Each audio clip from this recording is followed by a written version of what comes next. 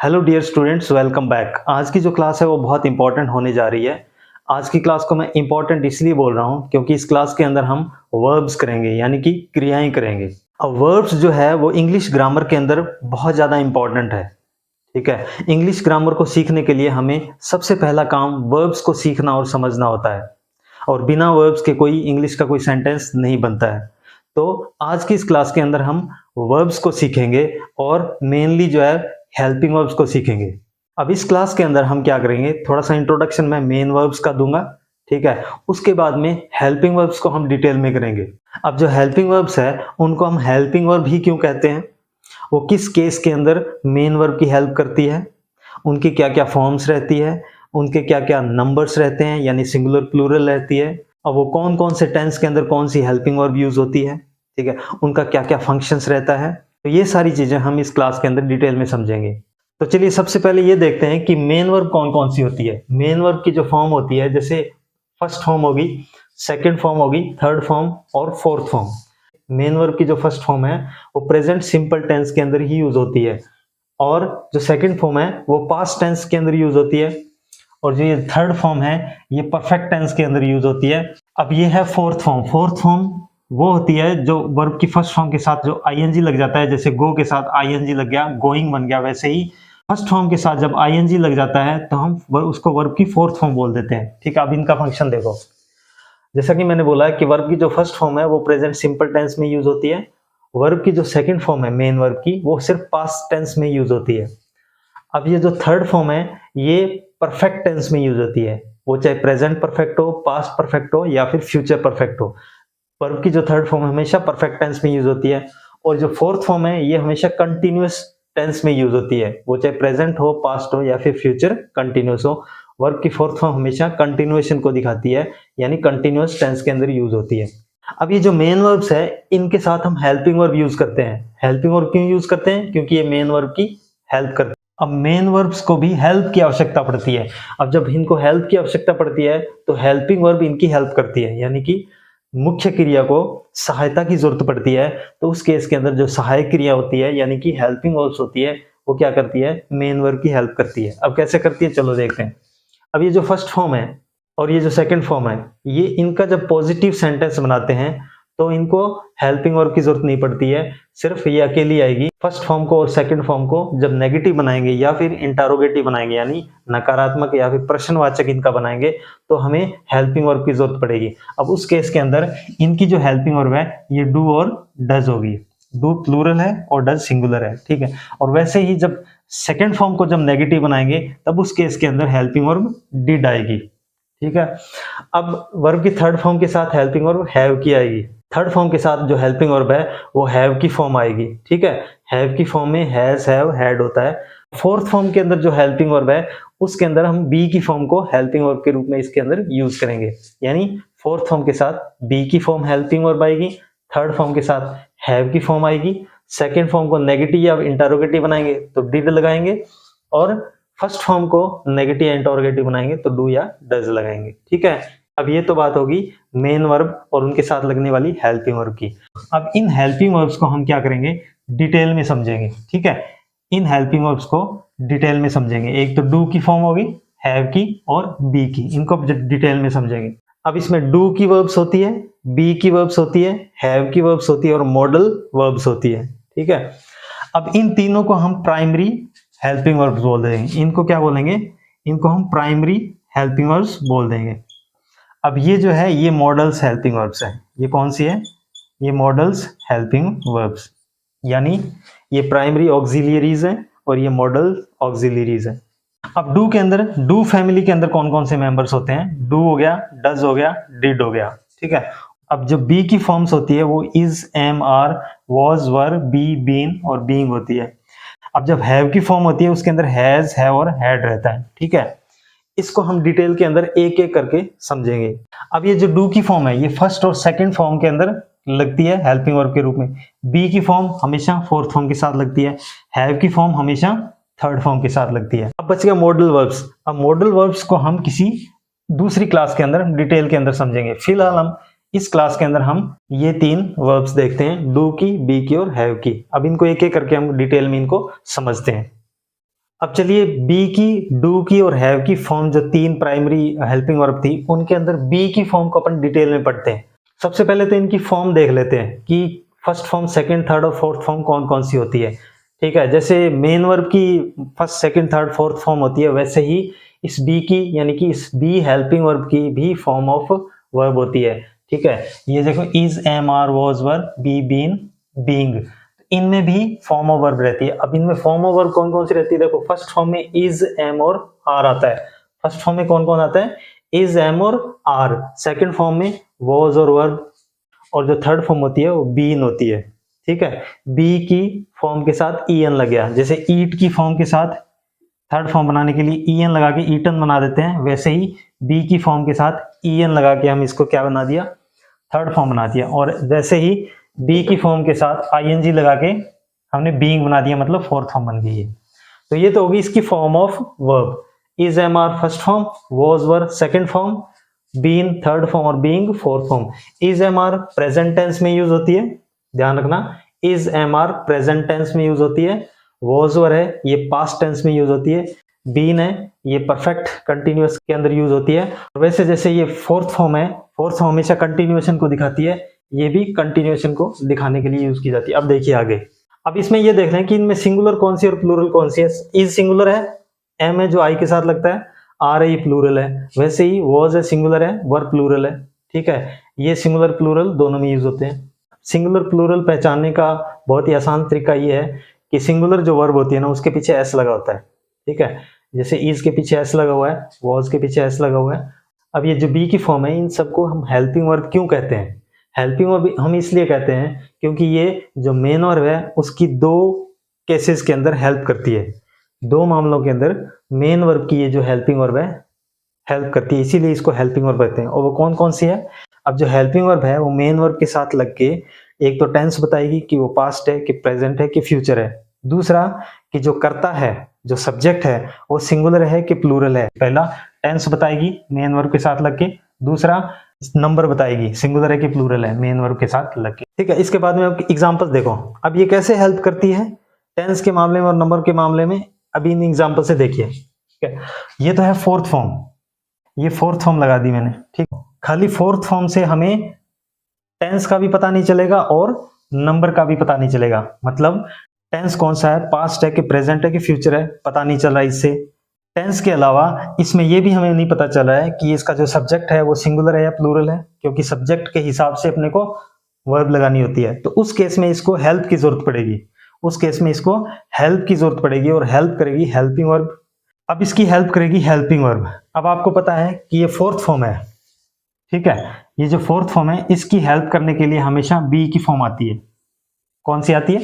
B की form, यानी कि इनमें से कोई एक फॉर्म यहां आएगी, इसको छोड़ के। ये खुद ही एक फोर्थ फॉर्म है तो ये इस फोर्थ फॉर्म के साथ नहीं आएगी, इसको छोड़ के बाकी सारी की सारी इसके साथ आएगी, इसकी हेल्प करने के लिए फोर्थ फॉर्म की। ये कंटिन्यू जो काम है ये कब है? पास्ट में, प्रेजेंट में, फ्यूचर में, या फिर इस कंटिन्यू काम को करने वाले कितने हैं, सिंगुलर है या प्लूरल है, वो ये फॉर्म बताएगी। ठीक है, ये बी की फॉर्म टेंस बताएगी और नंबर बताएगी। चलो आते हैं इधर। ठीक है, अब यहाँ पे दिया हुआ है आर। आर से हमें दो चीजें पता चल रही है, एक तो ये प्रेजेंट है, आर से हमें ये पता चल रहा है एक तो ये प्रेजेंट है, दूसरा ये प्लूरल है। ठीक है, करने वाला प्लूरल है। एक तो ये प्रेजेंट टेंस है, वर्ब की फर्स्ट फॉर्म हमेशा प्रेजेंट के साथ आती है। ठीक है, और ये जो सेकंड फॉर्म है वो हमेशा पास्ट के साथ आती है। तो दो चीजें क्लियर होगी, एक तो इसका टेंस क्लियर हुआ आर से, दूसरा इसका नंबर क्लियर हुआ, मतलब वचन कि इसका सब्जेक्ट है वो सिंगुलर है या प्लूरल है। ठीक है, अब नेक्स्ट पे देखो, इसमें प्लेइंग से कुछ पता नहीं चला। जैसे ही हमने हेल्पिंग वर्ब देखी, जैसे ही हमने हेल्पिंग वर्ब देखी तो हमें दो चीजों का पता चला। एक तो ये वॉज लगा हुआ, इसका मतलब ये पास्ट है। ठीक है, वॉज लगा हुआ इसका मतलब ये पास्ट है, और दूसरा इसका जो सब्जेक्ट है वो सिंगुलर है, ये देखो सिंगुलर। अब इसमें देखो नेक्स्ट में, ठीक है, अब विल लगा हुआ है, विल का मतलब होता है फ्यूचर। फ्यूचर और बी प्लस फोर्थ फॉर्म लगी हुई है, बी प्लस वर्ब की फोर्थ फॉर्म यहाँ लगी हुई है, इसका मतलब ये कंटिन्यू है, फ्यूचर के अंदर जो काम कंटिन्यू है। ठीक है, विल जो है वो हमेशा फ्यूचर की हेल्पिंग वर्ब रहती है, और बी प्लस फोर्थ फॉर्म हमेशा कंटिन्यूएशन, मतलब फ्यूचर के अंदर कंटिन्यू है। ये तो हो गया फ्यूचर वाली बात, मतलब टेंस क्लियर हुआ। दूसरी चीज नंबर। अब जो विल है ये सिंगुलर और प्लूरल दोनों होता है, सिंगुलर भी है और ये प्लूरल भी है। अब फ्यूचर के अंदर हम विल का इंपॉर्टेंस रहता है, बी का इंपॉर्टेंस नहीं रहता। बी हमें ये बताती है कि सिर्फ कंटिन्यूएशन है, विल हमें ये बताएगा कि टेंस कौन सा है, और विल हमें ये भी बताएगा विल सिंगुलर भी है और विल प्लूरल भी है, तो सिंगुलर प्लूरल दोनों के लिए विल आ गया। और दूसरी चीज कि ये टेंस फ्यूचर का है, तो ये विल ने बता दिया। यहाँ पे बी प्लस फोर्थ फॉर्म ये कंटिन्यूएशन दिखा दिया। तो इस तरीके से हमने ये देखा कि जो हेल्पिंग वर्ब है बी की, वो एक तो टेंस बताती है और एक नंबर बताती है। तो इस केस में वो दोनों इसने काम किए हैं। अब इनको डिस्कस करने के बाद मैं कुछ और सेंटेंस लिखता हूं, उनके अंदर देखेंगे कि ये जो बी की फॉर्म है उसका क्या फंक्शन रहता है उस सेंटेंस के अंदर। ठीक है, तो मैं कुछ सेंटेंस लिखता हूं। तो अब तक हमने ये देखा था कि बी की जो फॉर्म होती है ये फोर्थ फॉर्म के साथ लग के हेल्पिंग वर्ब का काम करती है, फोर्थ फॉर्म की हेल्प करती है टेंस बताने में और उसका नंबर बताने में। अब ये सेंटेंस देखो, he is a doctor, she was sad, Ravi is sick, Mohan will be happy. ठीक है, अब इनके अंदर इज, वॉज, इज और विल बी वर्ब्स यूज हुई है। ठीक है, अगर आप सोच रहे हैं कि ये भी हेल्पिंग वर्ब है, यहाँ पे ये हेल्पिंग वर्ब नहीं है, यहाँ पे ये मेन वर्ब के रूप में यूज हुई है। अब मेन वर्ब के रूप में कब यूज होती है और क्यों यूज होती है वो देखिए। जब किसी सेंटेंस के अंदर कोई मेन वर्ब ना दी हो और डायरेक्ट इसी वर्ब को दिया हो, हेल्पिंग वर्ब को दिया हो डायरेक्ट, तो वो जो हेल्पिंग वर्ब है वो उस केस में मेन वर्ब का ही काम करेगी। कहने का मतलब है कि जब सेंटेंस के अंदर कोई मेन वर्ब ना हो तो जो हेल्पिंग वर्ब होती है वही मेन वर्ब का काम करती है। तो यहाँ ये इज लगा हुआ है, लेकिन इस इज के साथ फोर्थ फॉर्म नहीं लगी हुई है। यहाँ पे वॉज लगा हुआ है, इसके साथ कोई फोर्थ फॉर्म है नहीं, मेन वर्ब गायब है। इज के साथ भी मेन वर्ब नहीं है, बी के साथ भी मेन वर्ब नहीं है। इसका मतलब है ये खुद ही मेन वर्ब का काम कर रही है। ये जो खुद है बी की फॉर्म जो है ये मेन वर्ब का काम कर रही है। ठीक है, अब इसमें देखो, जब ये मेन वर्ब का काम करती है, ठीक है, तो ये क्या बताती है, ये सब्जेक्ट की स्टेट बताती है। स्टेट मतलब स्थिति। ठीक है, ये क्या बताती है, स्टेट बताती है, मतलब अवस्था बताती है, इसकी स्थिति बताती है, इसकी कंडीशन बताती है। अब इस केस में देखो, ही इज अ डॉक्टर। ठीक है, तो ये जो ही है ये क्या है, ये डॉक्टर है, ये इसकी स्टेट है, ये इसकी स्थिति है। अब ये यहाँ पे डॉक्टर है, ना तो टीचर है, ना ही कोई फार्मर है, ना इंजीनियर है, ये क्या है, एक डॉक्टर है, तो ये इसकी स्थिति है। ठीक है, प्रोफेशनल स्थिति क्या है कि वो डॉक्टर है। अब देखो नेक्स्ट, ठीक है, ये इसकी स्टेट बता रही है, तो ये जो डॉक्टर है वो कौन है, ही है। और इधर शी वॉज सैड, अब ये इसकी स्टेट बता रही है, स्थिति बता रही है कि वह क्या है, वह दुखी है। कौन है दुखी, वह, तो ये इसकी स्टेट बता रही है। ठीक है, ये जो है शी की स्टेट बता रही है कि वो दुखी है, और इधर ही की स्टेट बता रहा है कि वो डॉक्टर है, ये इज। अब यहाँ पे ये इज क्या काम कर रहा है, ये बता रहा है कि रवि सिक है, मतलब बीमार है, ये रवि की स्टेट बता रहा है, यहाँ इज लग के रवि की स्टेट बता रहा है। अब इसके अंदर जो बी है, बी की फॉर्म बी है। ठीक है, ये मेन वर्ब का काम कर रही है, ये क्या बता रही है, अवस्था बता रही है, किसकी, मोहन की। और विल ये है फ्यूचर का हेल्पिंग वर्ब, ये विल है जो है ये फ्यूचर की हेल्पिंग वर्ब, इसका मतलब है ये फ्यूचर में हैप्पी होगा। तो ये जो हैप्पी है ये मोहन की दशा है। तो इसका मतलब है ये स्टेट बता रही है, स्टेट मतलब अवस्था, स्थिति और कंडीशन। अगर ये स्टेट बताती है इसका मतलब ये कौन सी वर्ब है, ये स्टेटिव वर्ब है। कौन सी वर्ब है, इसको हम स्टेटिव वर्ब भी बोल देते हैं, इसको हम क्या बोल देते हैं, स्टेटिव वर्ब। अब देखो, ये जो इज है, वॉज है, इज है, बी है, ये सब्जेक्ट का स्थिति बता रही है, मतलब स्टेट बता रही है। क्योंकि ये स्टेट बता रही है इसलिए हम इसको स्टेटिव वर्ब भी बोल देते हैं। क्या बोल देते हैं, स्टेटिव वर्ब। अब दूसरी चीज ये भी कर रही है कि ये सब्जेक्ट को और उसके कॉम्प्लीमेंट को लिंक कर रही है। ठीक है, इस सब्जेक्ट को और इस कॉम्प्लीमेंट को लिंक कर रही है। ठीक है, ये कॉम्प्लीमेंट है, मतलब इसी के बारे में कुछ कहा जा रहा है, तो ये कॉम्प्लीमेंट हो गया इसके लिए। शी क्या है, सैड है, तो सैड इसके लिए कॉम्प्लीमेंट हो गया। रवि क्या है, बीमार है, बीमार इसके लिए कॉम्प्लीमेंट हो गया।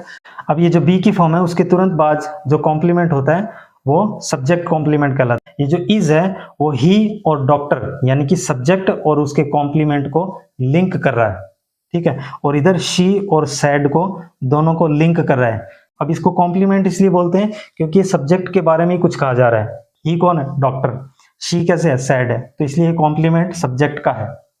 तो कॉम्प्लीमेंट और सब्जेक्ट को जब लिंक करती है जो वर्ब, तो उसको हम लिंकिंग वर्ब भी बोल देते हैं। तो ये लिंकिंग वर्ब का भी काम कर रही है। क्यों, क्योंकि ये सब्जेक्ट और कॉम्प्लीमेंट को लिंक कर रही है, तो इसलिए हम इसको क्या बोल देते हैं, एक तो स्टेटिव वर्ब होगी, दूसरा इसको बोलेंगे लिंकिंग वर्ब, लिंकिंग वर्ब।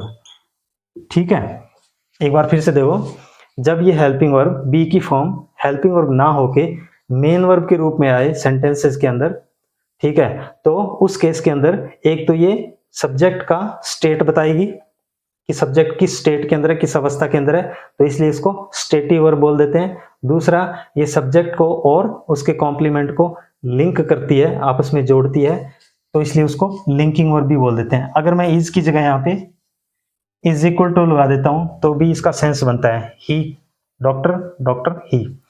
ठीक है, अब मैं यहाँ पे इज इक्वल टू लगा देता हूँ, शी कौन है, सैड है, सैड कौन है, शी है। तो ये लिंक भी करती है किसको, सब्जेक्ट और कॉम्प्लीमेंट को, दूसरा सब्जेक्ट का स्टेट भी बताती है, तो इसलिए इसको जब मेन वर्ब के रूप में यूज होती है तो स्टेटिव वर्ब और लिंकिंग वर्ब होती है।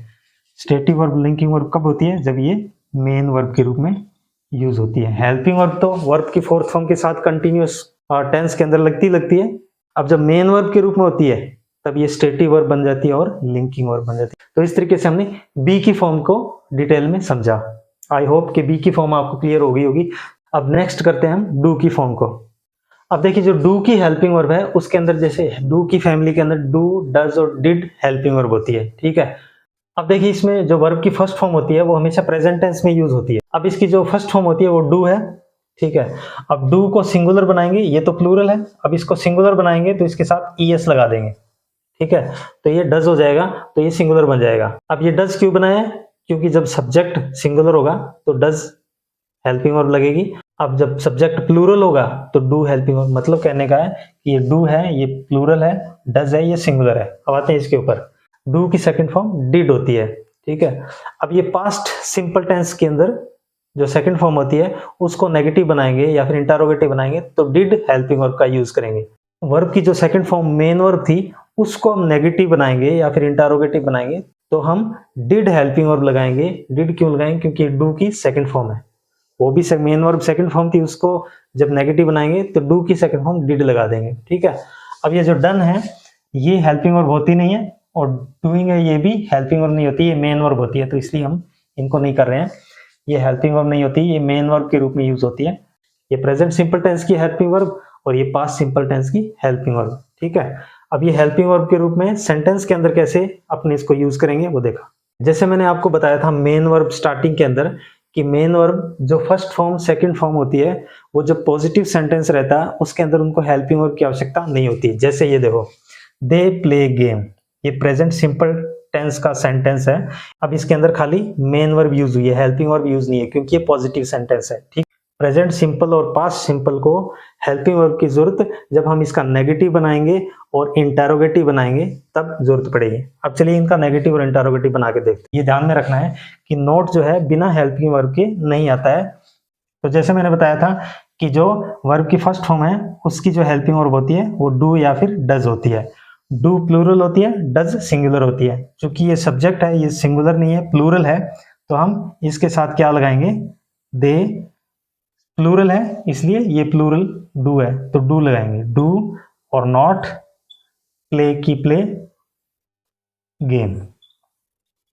ठीक है, ये तो हो गया नेगेटिव।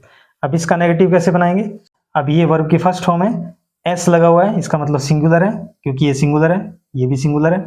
ठीक है, अब इसको जब नेगेटिव बनाएंगे तो हमें हेल्पिंग वर्ब की आवश्यकता पड़ेगी और हेल्पिंग वर्ब जो सिंगुलर होता है सिंगुलर वर्ब के साथ डज लगेगा। ठीक है, तो डज सिंगुलर सब्जेक्ट के साथ सिंगुलर हेल्पिंग वर्ब लगेगी तो डज लगा दिया और नॉट यहां पे प्ले गेम।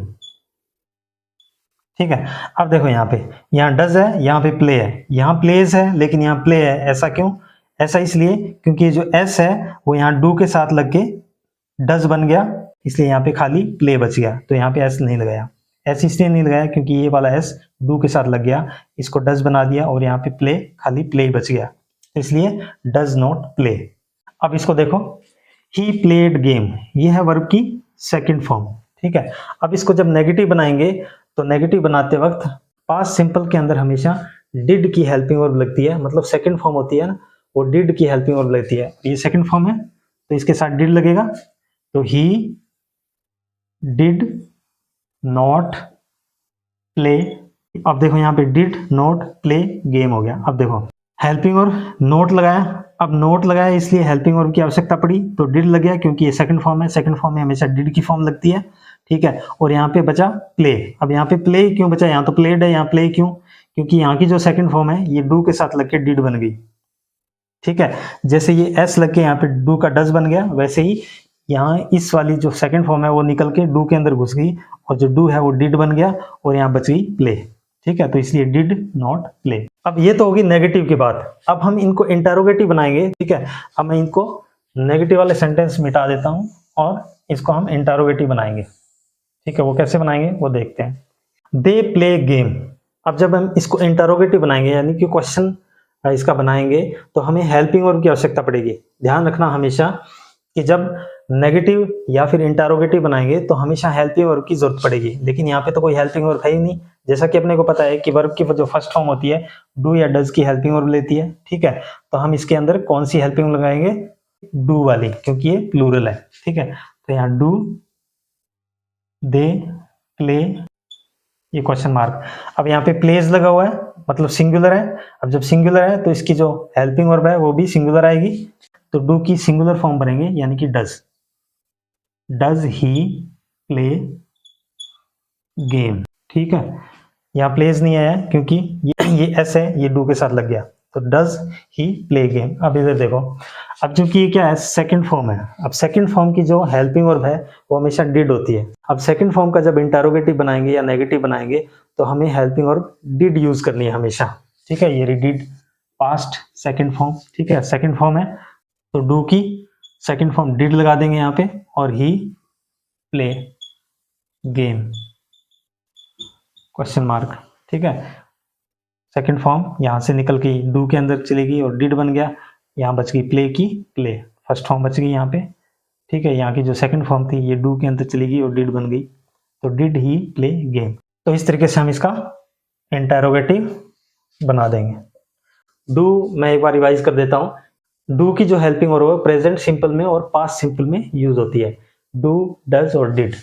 ये डू और डज है ये प्रेजेंट सिंपल और ये डिड है ये पास्ट सिंपल के अंदर हेल्पिंग वर्ब यूज होती है। अब तो ये तो होगी हेल्पिंग वर्ब की बात। अब ये कभी कभी मेन वर्ब के रूप में भी यूज होती है, जैसे कि बी की फॉर्म मेन वर्ब के रूप में यूज हुई थी, वैसे ये भी मेन वर्ब के रूप में भी यूज होती है। अब वो कैसे होती है कुछ एग्जांपल्स देखते हैं। अब देखो डू की जो फॉर्म होती है डू, डज या डिड सेंटेंस के अंदर अकेली आती है, मतलब जब मेन वर्ब के साथ ना आए तो ये मेन वर्ब का ही काम करती है। जैसे कि मैंने बी की फॉर्म जब समझाई थी तब बताया था हेल्पिंग वर्ब अकेली आए मेन वर्ब उसके साथ ना आए तो वो जो हेल्पिंग वर्ब है वो मेन वर्ब का ही काम करती है।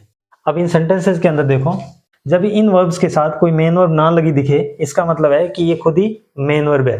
जब ये मेन वर्ब का काम करती है तो इनको एक्शन वर्ब बोलते हैं। कौन सी वर्ब बोलते हैं, एक्शन वर्ब्स, क्योंकि ये कोई ना कोई एक्शन दिखाती है। कैसे, he does his work on time, वह अपना काम समय पे करता है, ठीक है। तो यहाँ पे ये एक्शन दिखा रही है। He did his work his project yesterday, उसने अपना ये प्रोजेक्ट यस्टरडे किया, तो यहाँ पे करता है, यहाँ पे किया और यहाँ पे ये भी करता है। ये जो डू की फॉर्म है अकेली आके यहाँ पे मेन वर्ब का काम कर रही है और मेन वर्ब का जब काम करती है तो ये एक्शन वर्ब्स कहलाती है, ठीक है। तो ये हो गया इसका मेन वर्ब के रूप में काम। अब जब डू की फॉर्म है हेल्पिंग वर्ब के रूप में फर्स्ट फॉर्म और सेकंड फॉर्म को नेगेटिव इंटरोगेटिव बनाती है। अब जब खुद ही मेन वर्ब बन के आती है तो ये एक्शन वर्ब होती है। यहाँ पे डन भी यूज हो सकता है, ठीक है, और डूइंग भी ये कंटिन्यूस होता है, तो बी की फॉर्म के साथ ये डू के साथ आईएनजी लगा के ये कंटिन्यूस सेंटेंस भी बनाती है और डन के साथ इसके साथ हैव की फॉर्म लग के ये परफेक्ट टेंस भी बनाती है। तो यहाँ पे डू, डज, डिड, डन और डूइंग ये चारों मेन वर्ब है, ठीक है। तो इस तरीके से हमने देखा कि जो डू की फॉर्म है वो हेल्पिंग वर्ब भी काम करती है और मेन वर्ब का भी काम करती है। तो चलिए नेक्स्ट जो हैव की फॉर्म है उसको डिटेल के अंदर समझते हैं। अब देखिए जो हैव की हेल्पिंग वर्ब होती है, हैव की फैमिली के अंदर हैज, हैव और हैड होता है। हैज है प्रेजेंट टेंस है और हैड जो है वो पास्ट टेंस की हेल्पिंग वर्ब है और ये हमेशा वर्ब की थर्ड फॉर्म के साथ हेल्पिंग वर्ब लगती है। मेन वर्ब जो थर्ड फॉर्म होती है उसके साथ ये हेल्पिंग वर्ब के रूप में यूज होती है। हैज और हैव है प्रेजेंट टेंस और हैड है ये पास्ट की फॉर्म होती है। अब ये जो वर्ब की थर्ड फॉर्म है ये परफेक्ट टेंस के अंदर यूज होती है, ठीक है। Has have plus third form लग गया मतलब प्रेजेंट परफेक्ट है, हैड प्लस थर्ड फॉर्म लग गई इसका मतलब है पास्ट परफेक्ट है। जैसे ये देखो प्रेजेंट परफेक्ट के अंदर हैज हैव थर्ड फॉर्म लगती है, हैज सिंगुलर होती है, हैव प्लूरल होती है। सिंगुलर सब्जेक्ट के साथ has third form, plural subject के साथ हैव थर्ड फॉर्म। ठीक है, ये तो होगी प्रेजेंट टेंस की बात, प्रेजेंट परफेक्ट टेंस की बात। अब आते हैं पास्ट परफेक्ट में। पास्ट परफेक्ट में सिंगुलर प्लूरल हैड ही लगता है और वर्ब की थर्ड फॉर्म लगती है, ये होती है पास्ट परफेक्ट। जैसे कि मैंने बताया कि ये हेल्पिंग वर्ब है, इसका हेल्प करती है किस मामले में, एक तो टेंस और एक नंबर के मामले में। टेंस प्रेजेंट है कि पास्ट है और नंबर सिंगुलर है कि प्लूरल है। चलिए इसमें देखते हैं कुछ एग्जांपल। अब इसमें देखो खाली प्लेड देखोगे तो इसमें सिर्फ इतना पता चल रहा है कि ये परफेक्ट टेंस है, लेकिन ये पता नहीं चल रहा है कि पास्ट है कि प्रेजेंट है। अब दूसरी चीज ये पता नहीं चल रही है कि इसका जो कर्ता है यानी सब्जेक्ट है वो सिंगुलर है या फिर प्लूरल है। ये दोनों चीजें हमें किससे पता चलेगी, हेल्पिंग वर्ब से। चलो हेल्पिंग वर्ब को देखते हैं, ये रही हेल्पिंग वर्ब। ठीक है, अब इससे हमें दो चीजों का पता चल गया, एक तो ये प्रेजेंट टेंस है, ठीक है, प्रेजेंट परफेक्ट है, और दूसरा ये सिंगुलर है। दूसरा क्या है, ये सिंगुलर है। ठीक है, देखो ही है, ये सिंगुलर है, दूसरा ये प्रेजेंट है। तो दो चीजें पता चली, एक तो इसका टेंस पता चला कि ये प्रेजेंट परफेक्ट है, दूसरा ये सिंगुलर है। इसमें हेल्प करी इसने मेन वर्ब की। दूसरी देखो, अब ऐसे ही इसमें देखो खाली इतना देखने से पता नहीं चल रहा कि ये कौन सा टेंस है और इसको जो करने वाला है, खेलने वाला मैच, वो कितने जने, एक है एक से ज्यादा है। अब जैसे ही हमने हैव को देखा, ठीक है, हैव को देख के हमें हेल्प मिल गई किसकी, कि एक तो टेंस की हेल्प मिल गई कि ये प्रेजेंट टेंस है क्योंकि हैव है, दूसरा ये भी हेल्प मिल गई कि ये इसको जो करने वाले हैं काम को, इसको खेलने वाले हैं, वो एक से ज्यादा है। इसमें है प्लेड। प्लेड से हमें पता नहीं चल रहा कि कब मैच खेला गया है।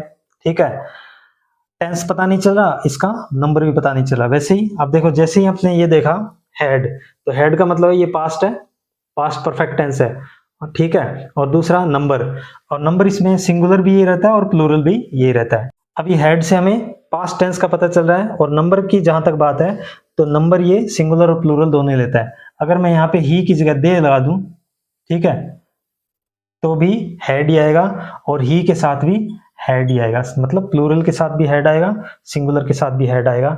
अब इन सेंटेंसेस से हमें ये पता चला कि जो थर्ड फॉर्म होती है उसकी जो हेल्पिंग वर्ब होती है हैव की होती है, और ये टेंस बताती है और इनका नंबर बताती है। अब इस तरीके से हमने ये देखा कि जो हैव की फॉर्म है ये हेल्पिंग वर्ब के रूप में इसका क्या यूज है। अब ये देखते हैं कि हैव की फॉर्म का मेन वर्ब के रूप में इसका क्या यूज है। कुछ एग्जांपल्स देखते हैं फिर समझते हैं। अब देखो, अब जब हैव का हम मेन वर्ब के रूप में यूज करेंगे तो हैव अकेला ही सेंटेंस के अंदर आएगा। हैव के साथ थर्ड फॉर्म आपको नहीं दिख रही होगी यहाँ पे, हैव के साथ या हैज के साथ या फिर हैड के साथ थर्ड फॉर्म यहाँ पे नहीं लगे, इसका मतलब ये खुद ही मेन वर्ब है।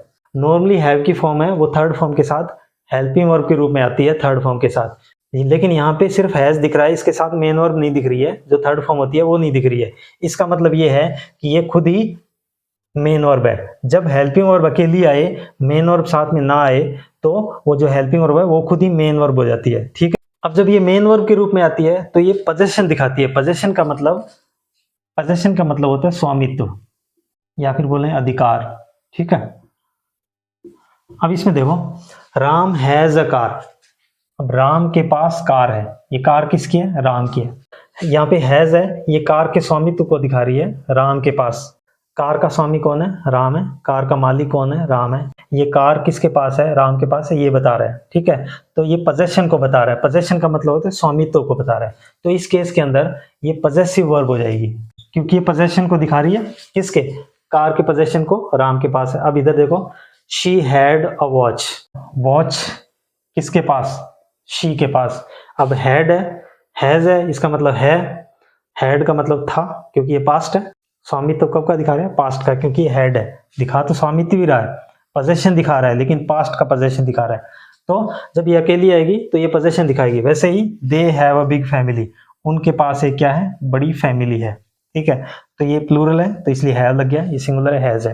दिखा क्या रही है, पोजेशन दिखा रही है। दे के पास क्या है, बिग फैमिली है। वैसे ही कमल के पास हैड का मतलब पास्ट में, कमल के पास क्या था, हाउस था। तो कमल के पास हाउस था, ये हाउस के पोजेशन को दिखा रहा है कमल के पास। यहाँ पे हैव जो है ये बिग फैमिली के पोजेशन को दिखा रहे हैं दे के पास। अब इस तरीके से हैव की जो फॉर्म है वो मेन वर्ब के रूप में यूज होती है, तब ये पोजेशन को दिखाती है। सब्जेक्ट के पास क्या है वो हैज या हैव या हैड दिखाती है, स्वामित्व को दिखाती है, अधिकार को दिखाती है, पोजेशन को दिखाती है। अब मैं उम्मीद करता हूं कि आपको ये जो बी की फॉर्म, डू की फॉर्म, हैव की फॉर्म है, ये एकदम से क्लियर होगी। इसका जो कॉन्सेप्ट है वो आपके समझ में आ गया होगा। अब इस क्लास के अंदर जो है मैंने लगभग सारी चीजें क्लियर कर दी है। आप इस वीडियो को एक बार, दो बार, तीन बार देखिए, आपका सारा जो कंसेप्ट है हेल्पिंग वर्ब का वो बिल्कुल क्लियर हो जाएगा। इसके बाद में जब आप टेंस करोगे तो उसको समझने में बिल्कुल भी जरा सी भी आपको परेशानी नहीं होगी, आपको बिल्कुल डायरेक्ट समझ में आएंगे और उससे रिलेटेड, टेंस से रिलेटेड जितने भी क्वेश्चन है वो भी आप फटाफट आराम से कर दोगे। तो आपका काम ये बच गया कि आप इसको देखो और इसको समझो। अगर आपको ये क्लास पसंद आई है तो आप इसको शेयर करना और इसको लाइक करके सब्सक्राइब जरूर कर लेना, क्योंकि इस टाइप की जो क्लासेस है आप तक पहुंचती रहेगी और मेरे को मोटिवेशन मिलता रहेगा। तो आज के लिए बस इतना ही, मिलते हैं किसी नेक्स्ट इंपॉर्टेंट क्लास के अंदर। तब तक के लिए जय हिंद।